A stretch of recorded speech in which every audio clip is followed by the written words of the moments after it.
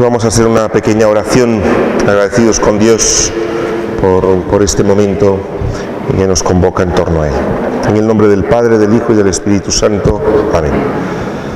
Señor Jesús, te damos gracias en esta tarde por estar aquí con nosotros. Abre nuestro entendimiento y nuestro corazón. Ilumínanos para poder aprender y principalmente vivenciar aquello que nos quieres enseñar. Amén. Bien, el otro día habíamos ya terminado un poco los folios que habíamos entregado. Habíamos hablado más o menos de lo que era la exigencia, habíamos hablado también de la parte exigente que tenemos, que era nuestra mente, ¿os acordáis? Hablábamos de la parte exigida, que es la parte que somos nosotros mismos, esa parte que nos exigimos. Hablábamos también de la manera que tengo yo de exigir a otros, ¿sí? Hablábamos de que esto no resuelve, que no era al final la exigencia. La idea que me vendo yo es, cuanto más exigente sea, más perfecto llego a ser. ¿Y os acordáis que concluíamos de que no? Es decir, todo lo contrario, me resta fuerza cuando me propongo a ser muy perfeccionista. También hablábamos de Dios, precisamente desde esta óptica que muchas veces pensamos de que Dios es un Dios demasiado exigente, que no hay ningún disfrute y que es un Dios que precisamente exige tantísimo que no me deja ni espacio a mí ni espacio a los demás. Y veíamos que este no era el Dios del Evangelio, sino es el Dios que exige con ternura, el Dios que te toma en cuenta a la hora de la exigencia de vivir el Evangelio. También hablamos el último día de la diferencia que había también con la parte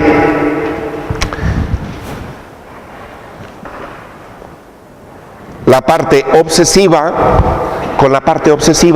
y con la parte armónica.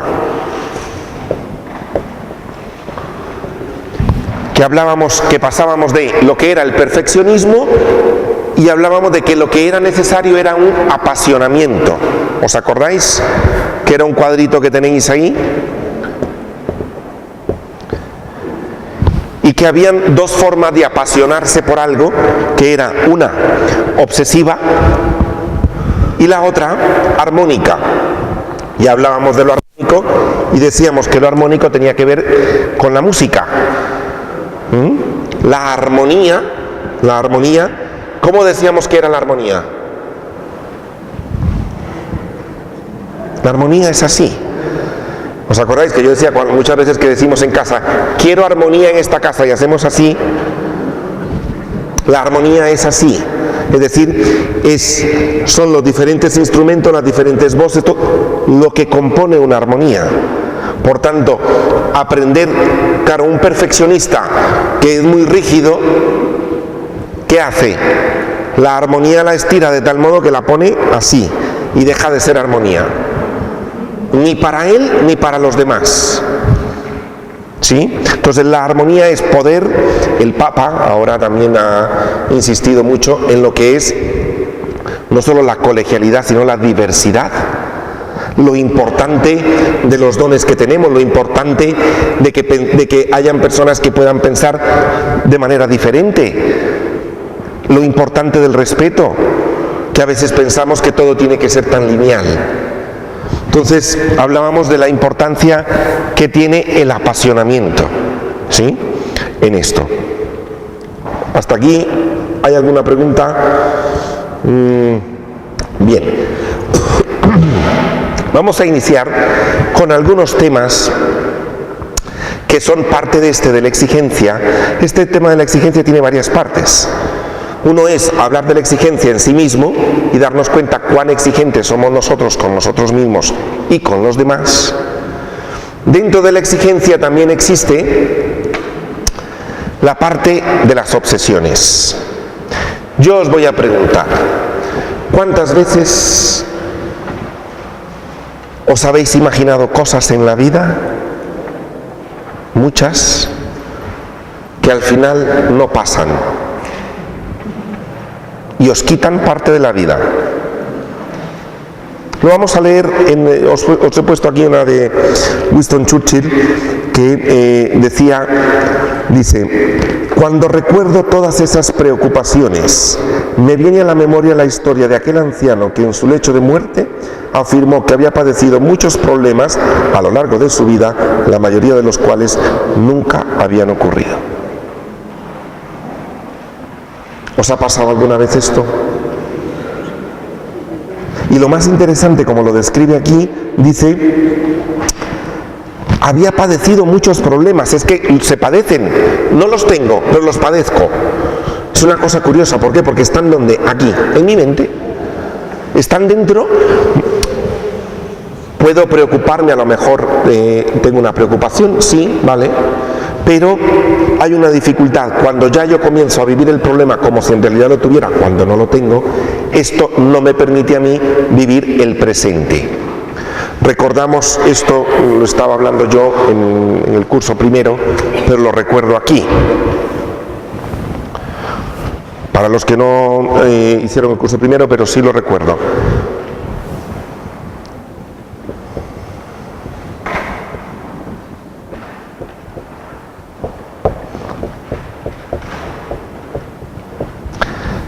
Tenemos el pasado, el presente y el futuro. ¿Dónde tenemos que vivir? ¿O dónde es mejor vivir? En el presente. ¿Qué pasa con esto que acabamos de leer? ¿Dónde estaríamos viviendo? Tengo una serie de preocupaciones que al final no van a pasar, pero las tengo. ¿Sí? El pasado generalmente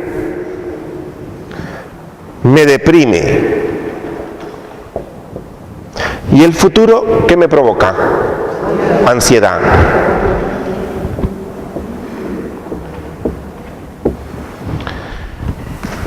Claro que el pasado es importante, sí. El futuro es importante también, pero en tanto en cuanto se me hagan presente y es necesario tocarlo ahora. ¿Sí? Hay cosas del futuro, situaciones, a lo mejor una cita del médico de la próxima semana, a lo mejor un aviso de una parte económica que tengo para mañana, a lo mejor estoy preocupado, eso se me hace presente. O a lo mejor una situación del pasado, hay algunas consecuencias que se me hacen presentes. ¿Sí? Entonces, el pasado y el futuro van a ser importantes en tanto en cuanto se me hagan presentes. El problema es cuando o me quedo anclado en el pasado o me voy hacia el futuro y no regreso al presente. Un ejemplo de lo del pasado es cuando hay un duelo, una muerte, una despedida, un momento que se termina, una etapa de la vida que se acaba, dejo de trabajar en un sitio, tengo que cambiar de ciudad. Es decir, los duelos no solo son muertes, la jubilación, por ejemplo, también es un duelo. Y cuando me quedo anclado aquí, y entonces comienzo a vivir mi presente desde mi pasado. Esto deprime, porque no se puede. El presente es presente. ¿Que hay consecuencias del pasado que las tengo ahora? Sí. Pero yo no puedo vivir mi presente desde el pasado. Y a veces hemos encontrado personas que viven su presente desde el pasado. Y dale vuelta a la tómbola, y dale vuelta a la tómbola, y venga a sacar numerito del pasado. Y uno dice, qué triste. Qué triste, ¿por qué? Porque no puedo vivir en el presente. En esto, por supuesto, lo que hablábamos el otro día,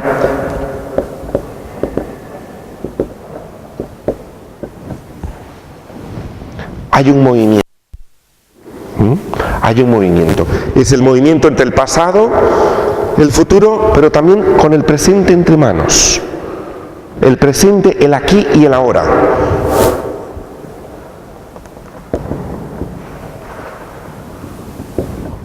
No es fácil vivir en el aquí y en el ahora. ¿Cuál es nuestro aquí y nuestro ahora en este momento? ¿Cuál es nuestro aquí y nuestro ahora? Este. Los que tenéis niños en casa, los que tenéis mañana que ir a hacer cosas, el presente es ahora. Si logro vivir ahora, Me puedo despedir de este ahora y puedo ir a otro ahora. Pero si estoy aquí, viviendo allá, o estoy aquí con el dolor del pasado, la vida es invivible. Y a veces nos pasa esto, se nos cruzan y no puedo vivir el presente, no soy capaz de disfrutar. Obviamente, a veces el presente es de dolor, a veces el presente es de angustia. Es decir, ahora esto, pero entonces este es mi ahora. Pero no porque lo esté adelantando o no porque lo esté trayendo, sino porque pues se me hace presente, es lo que tengo ahora.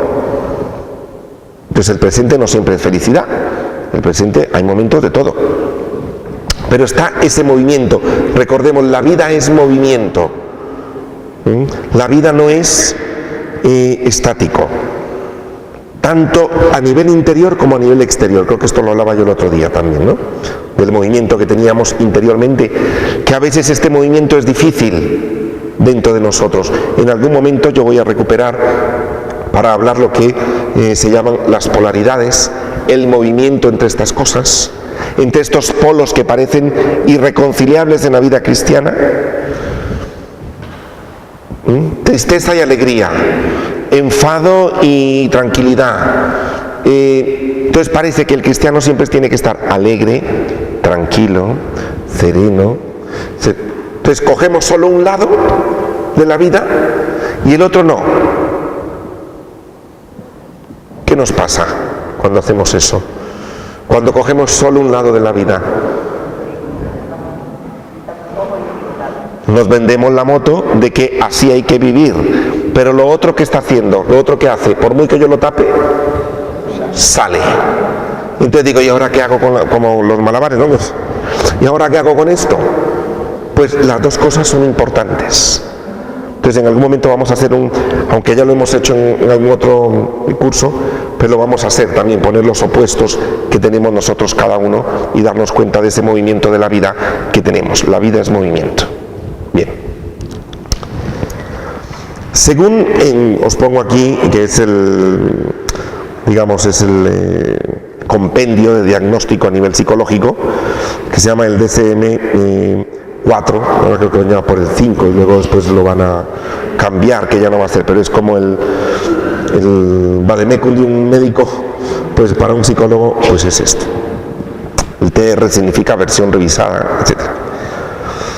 Según una definición oficial, es lo que os quiero decir con esto, una obsesión se describe como una preocupación por el orden, el perfeccionismo y el control mental e interpersonal a expensas de la flexibilidad, la espontaneidad y la eficacia. En algunos casos el perfeccionismo u obsesiones llegan al grado de la necesidad de medicación para paliar el sufrimiento causado. ¿Cuántas veces se nos ha metido a nosotros una idea? Parece esa gotita de agua que cae. ¿Y cuántas veces nos han dicho en casa, pero ya vale, venga ya con el temita? Y lo tenemos aquí. ¿Habéis visto eso? O a lo mejor os ha pasado, ¿no? Yo creo que a todos nos ha pasado un poco, tenemos, ¿no? Es decir, se nos meten ideas, situaciones donde vamos a ver, porque lo que sigue después de esto, que espero poderlo iniciar, es cómo las ideas y la manera de pensar que tenemos influye mucho en la idea de Dios que tenemos. Si yo tengo errores a la hora de pensar a Dios, hay una pluralidad impresionante. Bien, si os dais cuenta, estas tres cosas de las que se vive a expensas de son esenciales en la vida del espíritu. Nos dice la definición, dice, a expensas de la flexibilidad.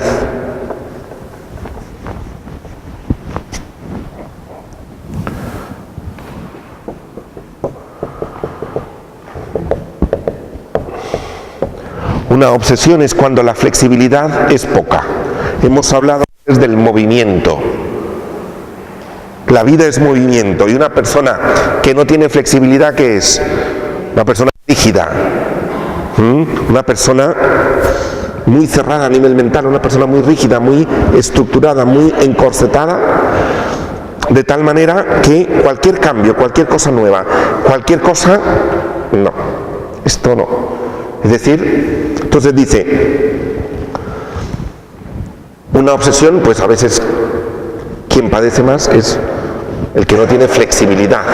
Al respecto, es curioso, recordemos que Jesús critica el apego a la ley, sin espíritu. El espíritu es flexible, sopla donde quiere y va donde quiere. Cuando tenemos una parte obsesiva de una rigidez mental, tanto a nivel eclesial o a nivel de Dios, como decía un amigo mío, decía, la tierra siempre fue redonda, la mentalidad era plana. La tierra siempre ha sido redonda. No dependía de la mentalidad. La tierra siempre ha sido redonda, dice, la mentalidad del entonces era plana. Bueno, pues muchas veces nos puede pasar así. Por una, tampoco juzgo, tampoco lo voy a hacer anacrónicamente un juicio de esto, pero hay momentos, épocas o situaciones en la vida donde uno pues tiende a cerrar un poco el pensamiento. Dice el Papa Francisco, Dios no es rígido, nunca ha sido rígido. ¿Cómo os suena a vosotros esta frase? ¿La habéis oído de siempre? Todo, pero algunos dicen, no. Esto dice el Papa Francisco, lo dijo el 27 de septiembre, hace poco. Dios no es rígido, nunca ha sido rígido. A veces pensamos nosotros que tenemos un Dios tan rígido. Claro, imaginaros, creo en un Dios rígido, inflexible, me coloco y comienzo a recolocar a todo el mundo. Porque hay que andar así. ¿Qué religión más triste? No poder acercarse.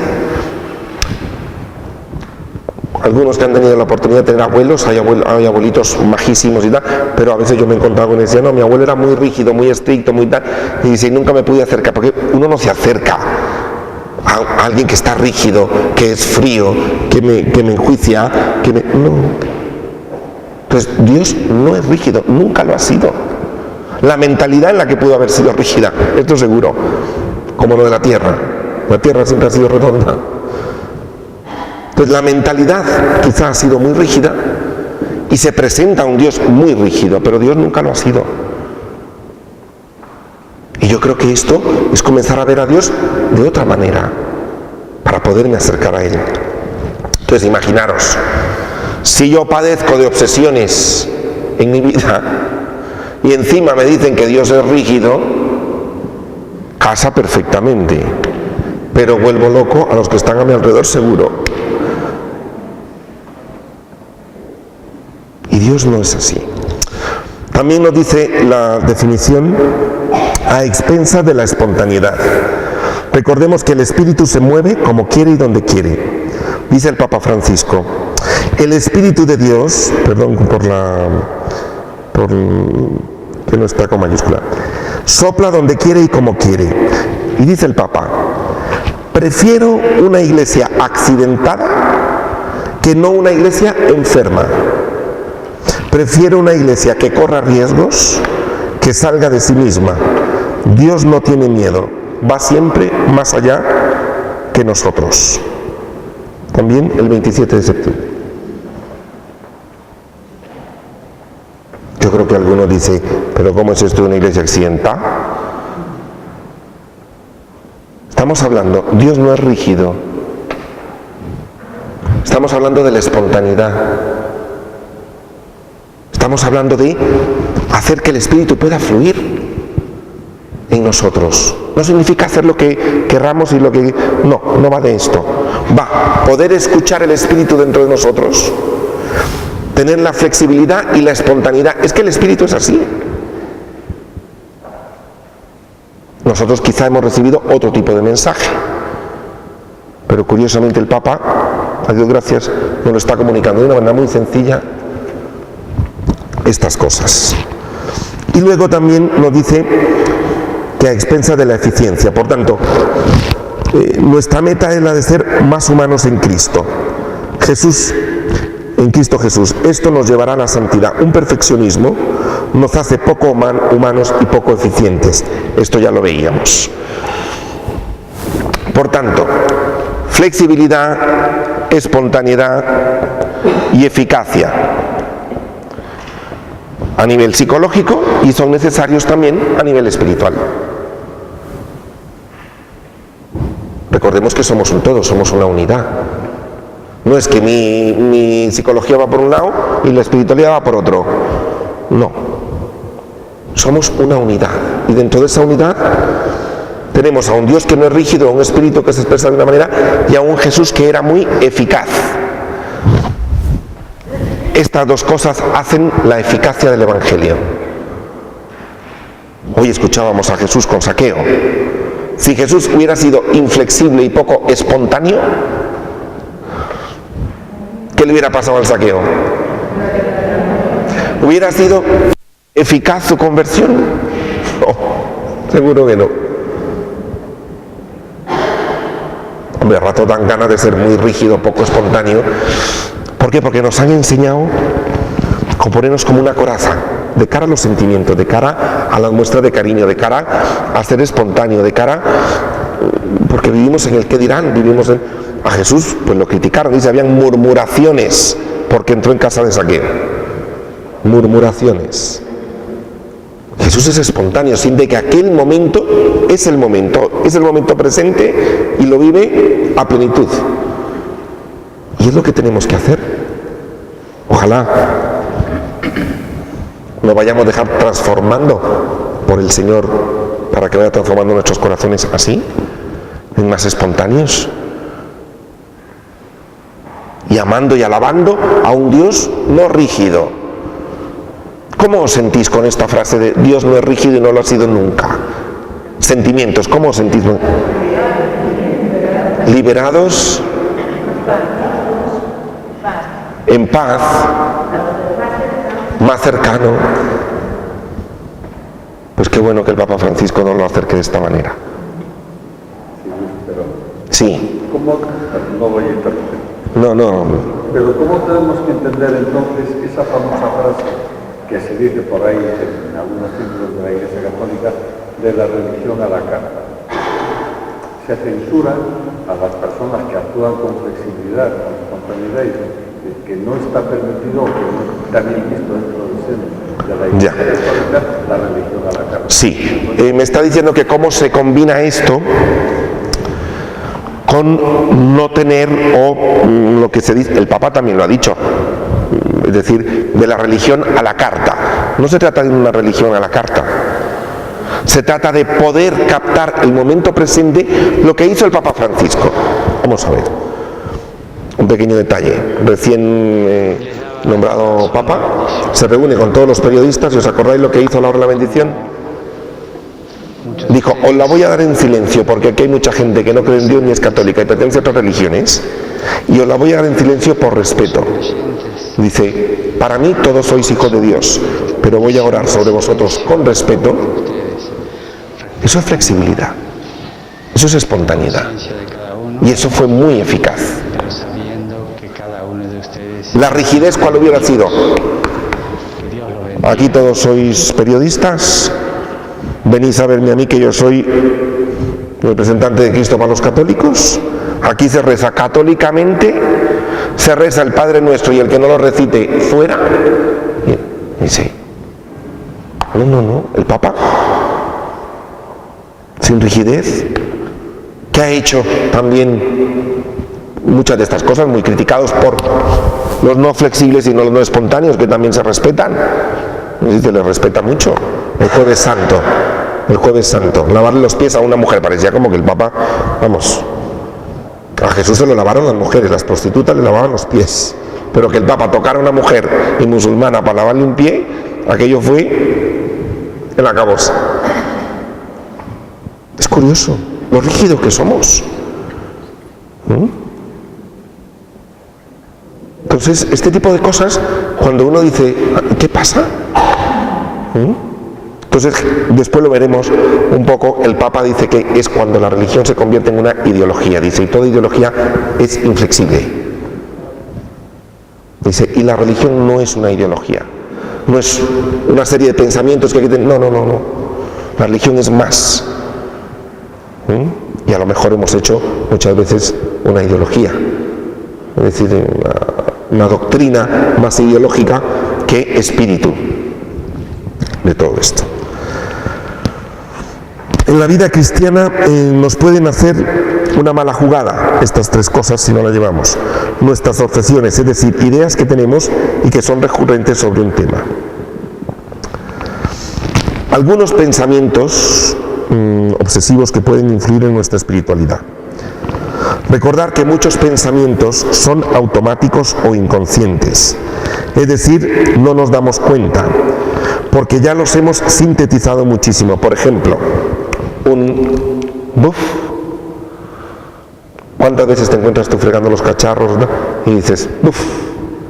Porque a lo mejor viene alguien al cual tú lo pondrías en fila bien cuadrado, pero ya no dices a este yo lo pongo, no, sino cuando lo ves dices uf.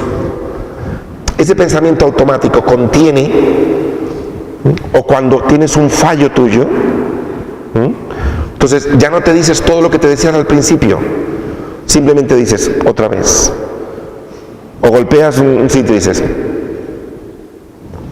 se vuelve tan automático que ya no nos damos cuenta. Y es curioso, yo cuando le pregunto a algunas personas ¿cuáles son tus pensamientos? Dice, yo no sé. De los pensamientos poco damos cuenta, a no ser aquellos que son como muy nuevos, pero los que son ya viejos y que nos tienen cogido como una creencia de las que uno dice, es que esto va a misa, eso ya ni lo repetimos porque estamos tan convencidos que nos volvemos ciegos, porque ya son automáticos. O un vale, y uno hace los ojos así, ya uno dice, a ver, descríbeme qué es lo que estás pensando con todo este vale, y los ojos para arriba. Que detrás de eso habrá una teoría impresionante. Pero ya no te la dices. Ya te vale con el vale. No sé si me explico de lo que son se nos convierten en automáticos. Ojalá que cada uno de nosotros pongáis ojo en estas cositas pequeñitas que haces en casa, o que cuando le dices a la gente, o cuando levanta la mano y dice, bueno, de eso ni hablar. Y dice uno, escríbeme un libro de eso ni hablar, que ahí habrá de todo. Porque se nos vuelven automáticos. Entonces, este es uno de los problemas. Os pongo algunos aquí, entre otros.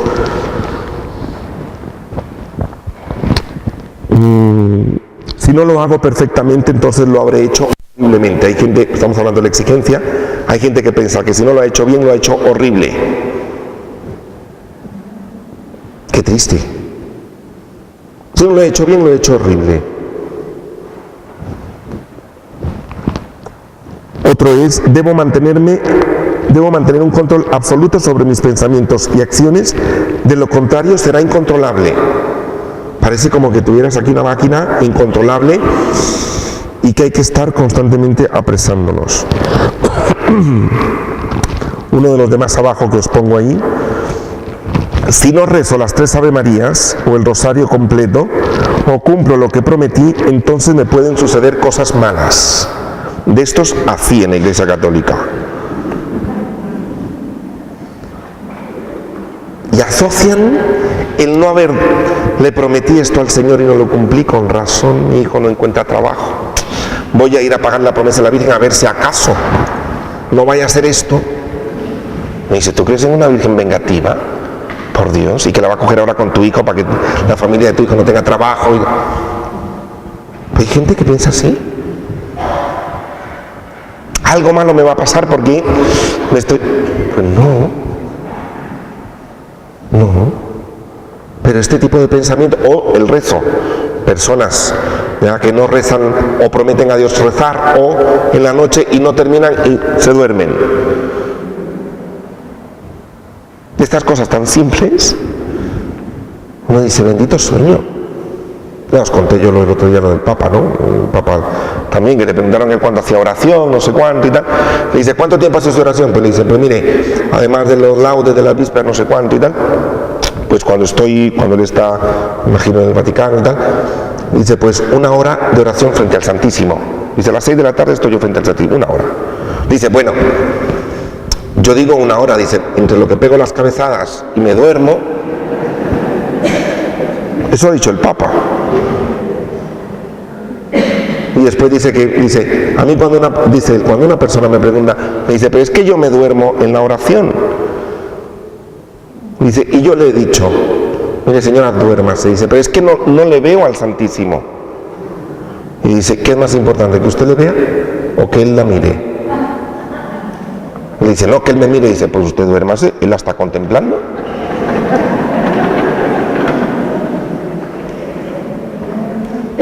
¿No es ese nuestro Dios? ¿No es el Papá al cual oraba Jesús? ¿Qué hace tu padre o tu madre cuando eras niño y te dormías? Antes de hacer incluso los deberes, qué sé yo. Así un momento donde la madre... ¿Qué hace la madre? Le contempla, le acaricia, le arropa. ¿Qué crees que hace Jesús cuando frente al Santísimo, si por caso tú tienes sueño y te duermes delante de Él, de tu Señor, delante del amor? ¿Qué va a hacer Él? Arroparte, acariciarte. Teresita de Lisieux también lo decía, o del sueño, por ejemplo. Decía Teresita de Lisieux que ya a veces se dormía y que ya no sabía por qué, hasta que un día llegó un médico al convento y entonces le preguntó que cómo hacían para operar.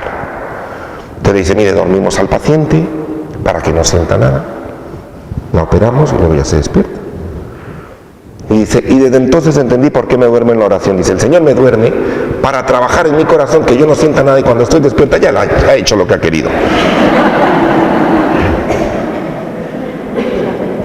Esos son los santos. Eso es lo que dice un papa.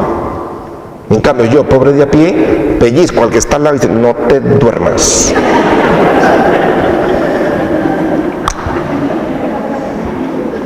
Y regañamos a los niños, no te duermas, que estás en mi iglesia.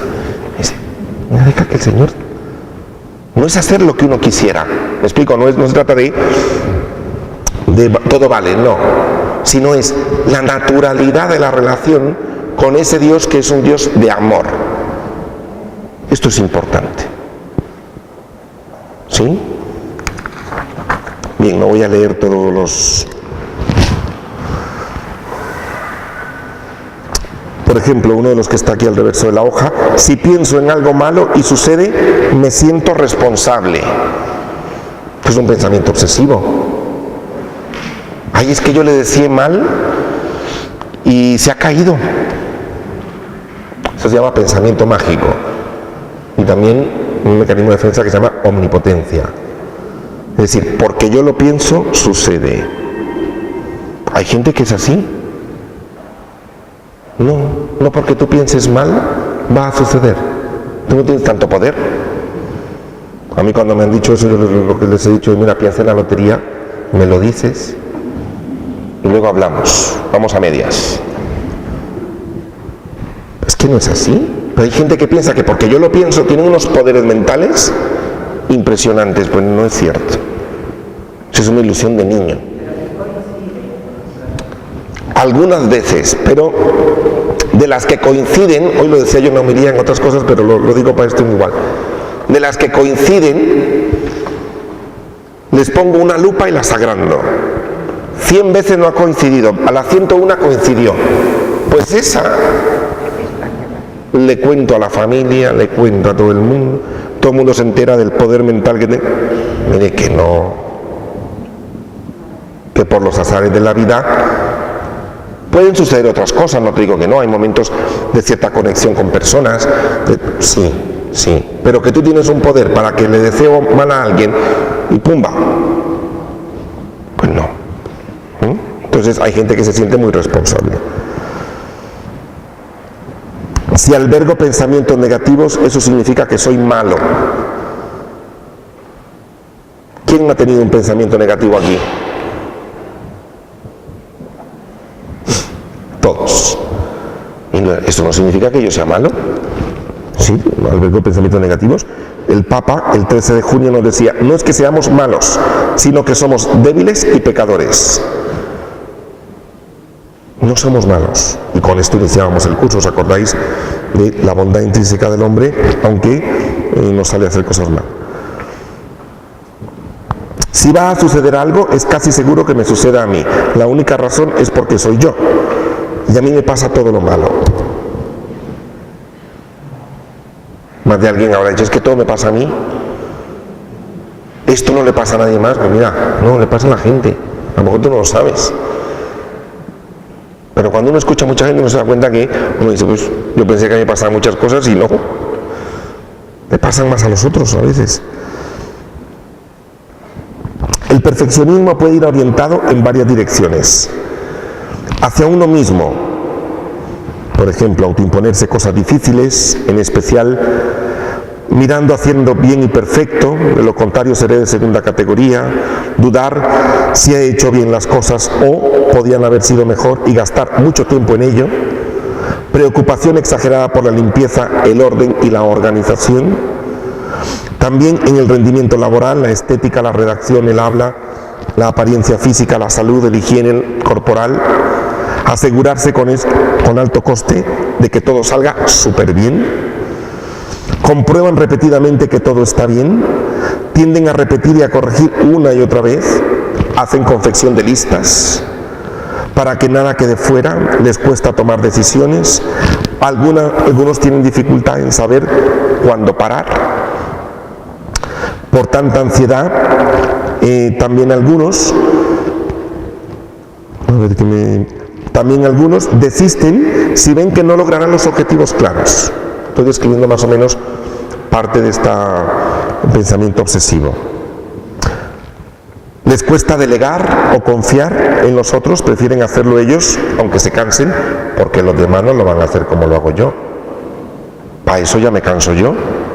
Déjalo, si ya lo hago. No me encargo yo. Me dice, ¿por qué no te fías un poquito? Claro, después viene la queja. Todo me toca a mí. Si no lo hago yo, ¿quién lo hace? Y si no, bueno, claro, es que no dejas quien lo haga. Y si alguien lo hizo 1 centímetro para allá, para ti está horrorosamente fatal. El otro, ¿qué es lo que dice? Pues hazlo tú. Y por eso a ti todo te toca. ¿Os suena esto de algo? Digo yo, por casualidad. Por si acertaba. Les cuesta delegar o confiar. Acumulan cosas inútiles. Hay personas que hay un perfeccionismo y personas muy perfeccionistas tienden a acumular y acumular y acumular, que no es el síndrome este de acumular de basura de Diógenes, pero si no es acumular y acumular, cosas que inútiles. Evitan exponerse a cosas que no saben hacer y les cuesta mucho tener humor y reírse de sí mismos. Hay gente tan perfeccionista que cuando algo le sale mal no es capaz de reírse de que le salió mal y reírse de sí mismo y contarlo. Hombre, la puede pasar uno mal, por supuesto. Hay un refrán chino que dice: bienaventurados los que se ríen de sí mismos, porque nunca le faltarán motivos.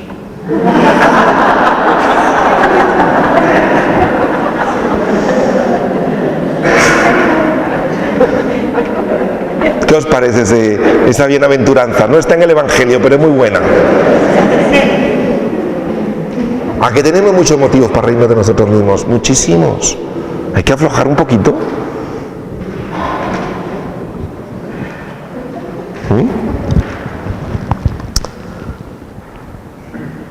También en excesivo cuidado por dietas, y también se andan encargando de modificar la conducta de los demás, corrigiendo a todo el mundo. Como que si el mundo fuera un desorden, y entonces hay que andar poniendo orden a todo el mundo, porque una cuestión de control. Esto hacia uno mismo, hacia los demás, exigir que los demás cumplan los estándares que tú les marcas. Estas personas poco delegan, ya que los demás no lo harán bien. Si son padres de familia, exigirán mucho a sus hijos. pertenecen al equipo de los que critican todo. Además, viven pendientes de lo que les gusta a los demás, para agradar, porque como son perfectos, detalle no se le escapa a ninguno. También excesiva preocupación por los errores, creer que un error es un fracaso. Tiene que ver con el narcisismo. ¿Os recordáis de la parábola de los talentos? ¿Qué hizo el más miedoso? Lo esconde, porque tú eres tan exigente que no vaya a ser que me salga mal, mejor no hago nada. ¿Sí? Y esto es la parábola de los talentos. Muchos no arriesgan por miedo a equivocarse y así no ser señalado.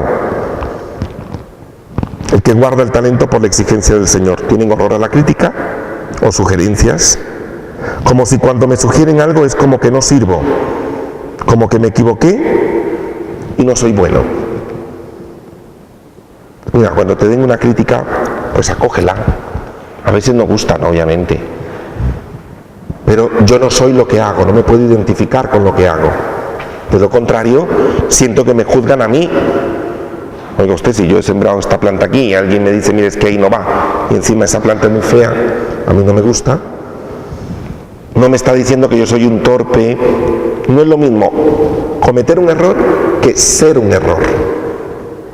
Yo no soy un error, cometo errores, ¿sí? Entonces, no identificarme, hay gente que se lo toma muy a pecho, y es importante. Y concluyo yo con esto. Ahora, si padecemos de perfeccionismo, dile a un cristiano que tenga estos rasgos o algunos de estos de personalidad, que se fíe de Dios y de su gracia y de su gratuidad. Quizás es posible que te mire con ojos de pollo horcado, pongo yo. Te mire como diciendo, si no lo hago yo. Por eso el Evangelio, ¿cómo cuesta? A veces pensamos, sí, Jesús me dice, sí, que me fíe, que todo es gratuito, que su amor tal, sí, pero yo, sí, que Dios no es exigente, que Dios no es rígido, que Dios es espontáneo, sí, pero yo. ¿Os dais cuenta lo difícil que es que el Evangelio pueda caer? No es imposible, porque la gracia de Dios actúa sobre nosotros, obviamente. Y nos abrimos a su gracia cuando nos sentimos imposibilitados de parte nuestra, obviamente. Decimos, Señor, mira, aquí estoy, yo no puedo más, y aquí estoy. Y el Señor obra, y deja obrar. Pero es importante remover la tierra también un poco. Bien. Y vamos a iniciar simplemente un poquito el tema de cuál es mi idea de Dios. Yo pongo aquí imágenes psicoespirituales de Dios, del Dios, este sí no está en minúscula porque lo quise poner en minúscula, del Dios de nuestras ideas u obsesiones al Dios del Evangelio. Alguna vez lo he dicho yo, cuando estamos rezando el credo. ¿Cómo inicia el credo? Creo en Dios Padre Todopoderoso. ¿Y cómo dice el credo más largo? El credo, creo en un solo Dios. Y lo repetimos todos a coro y suena tan bonito en la misa. A mí a veces me han dado ganas como de parar. Es decir, ¿es un solo Dios o son varios? Porque aquí ella piensa que castiga, el otro piensa que es rígido, el otro piensa que es exigente, el otro piensa que no demanda absolutamente nada. ¿Os habéis encontrado con diferentes ideas de Dios que tiene la gente? Del Dios que si no le cumples una cosa se venga, del Dios que te manda un castigo por haber hecho un pecado, de la señora que te dice, si usted supiera por qué ese señor está así, usted viera lo malo que ha sido en la vida, ahí tiene. Eso es una idea de Dios. Y aquí venimos y decimos, creo en un solo Dios. Esto hay que aclararlo. ¿Cuál es mi imagen de Dios? ¿Cuál es mi idea de Dios? Cuando hablamos de espiritualidad no se puede menos que pensar que esto es la vivencia del Espíritu de Dios. Obviamente, espiritualidad, vivencia del Espíritu. Esta vivencia está mediada por la propia psicología. Mi personalidad, mi carácter, mis emociones, vivencias, sentimientos, modos de pensar, errores al interpretar la realidad. Lo cual presenta sus riesgos. Es necesario preguntarse, ¿por qué yo creo lo que creo? ¿Por qué tú crees lo que crees?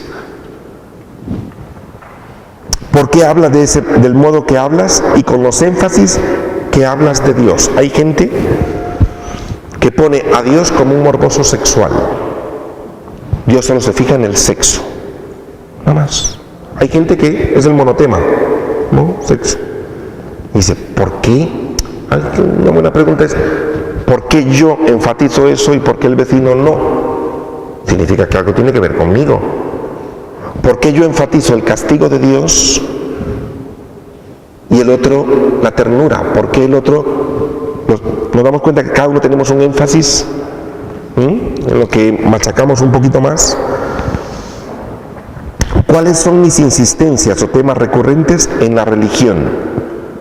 ¿Cuáles los temas de la religión que a mí siempre los tengo así como muy colocaditos? Por algo será. Algo tiene que ver conmigo, con mi historia, con mi vida, con mi educación, como con mi criaron, las experiencias buenas o malas que tuve, lo que sea, algo tiene que ver con eso.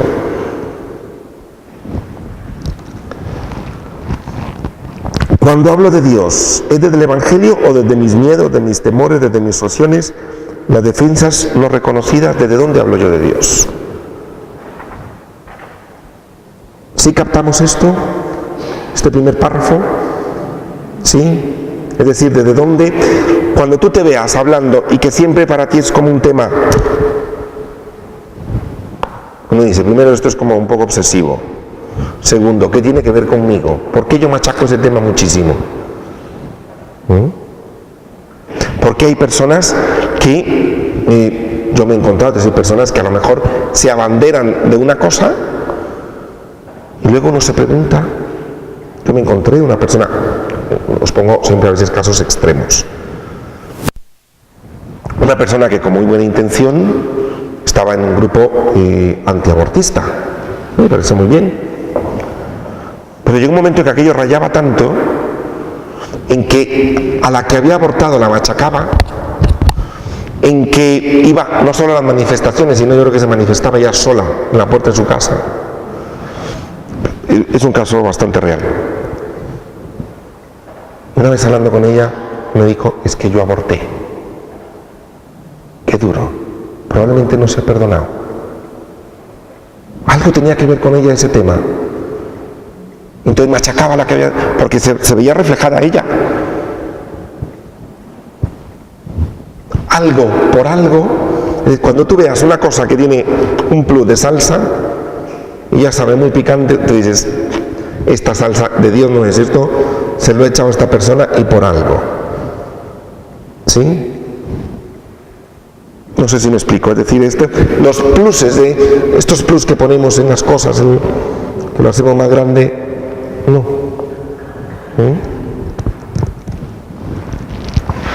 El Papa Francisco, hablando de la oración, nos decía, ¿a qué Dios creo? ¿A qué Dios rezo? ¿Al Dios omnipotente? Está demasiado lejos. Esto yo no lo siento, dice el Papa. Jesús tampoco lo sentía. Está utilizando el Papa una palabra que es Dios omnipotente. Dice el Papa, yo eso no lo siento, Jesús tampoco. Es una idea de Dios. ¿A quién rezo? ¿Al Dios cósmico? Esto es más común en nuestros días, ¿no? Esto es muy superficial. Es necesario es orar al Padre. Y orar al Dios de Jesús. Nos damos cuenta, ahora que yo les preguntaba si habíais escuchado que Dios no era rígido y nunca había sido rígido, me decíais vosotros no, o sea, teníais probablemente la idea de la rigidez de Dios más de alguno. Que si se coge con la rigidez personal por personalidad o por historia o porque fui educado o porque en mi casa mis padres o mis abuelos, imaginaros, una educación personal. Y llega la idea de Dios, una atrae a la otra y aquello no hay quien lo flexibilice dentro de esto. Poder relacionar lo que creo y cómo lo explico con mi modo de ser, mi personalidad, mis heridas y mis victorias es muy importante. Es interesante que para un niño Dios es un sabelotodo. El Dios de las prohibiciones, un Dios que desconoce la muerte, para un niño es eso. Hay riesgo de colocar a Dios como una cosa a mi servicio o eliminarme a mí mismo quitándome el propio sentir. Un Dios, depende de la idea de Dios que yo tenga, me quita a mí. No, Dios trabaja conmigo. Para eso me ha creado por amor. Me ha entregado aquí una obra de amor y Dios está conmigo. Por tanto, mis carencias son las que pueden crear en mí una idea o imagen de Dios falsa. Incluso que sea un fetiche o un ídolo, pero no el Dios del Evangelio. Y ya con el siguiente párrafo termino. Hay que tomar en cuenta que para hablar de Dios se utilizan antropomorfismos, es decir, figuras del lenguaje desde nuestra experiencia humana, porque no tenemos otra. Dios tiene un brazo de poder. ¿Quién ha visto el brazo a Dios? Los ojos de Dios son... Lo hemos visto en Jesús, ¿sí? Pero la idea de Dios en sí, le ponemos, no sé si me explico, es decir, figura de hombre. Es hablar de Dios con un lenguaje desde lo que conocemos en lo humano, adjudicarle aspectos humanos a Dios. Y lo utilizamos también en muchas otras cosas. Por ejemplo, decimos que la tierra está en sosiego. Mire usted, la tierra no está en sosiego. La tierra no sabe lo que es un sosiego.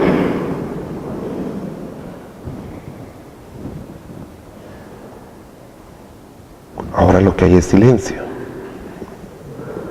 ¿Me explico? Es decir, a veces digo, ¿y había un sosiego en la tierra? Y no. Eso es una manera de hablar poética, de atribuirle una experiencia mía de sosiego a la tierra. No sé si me explico. El furor de los truenos, mire usted, el trueno no tiene furor.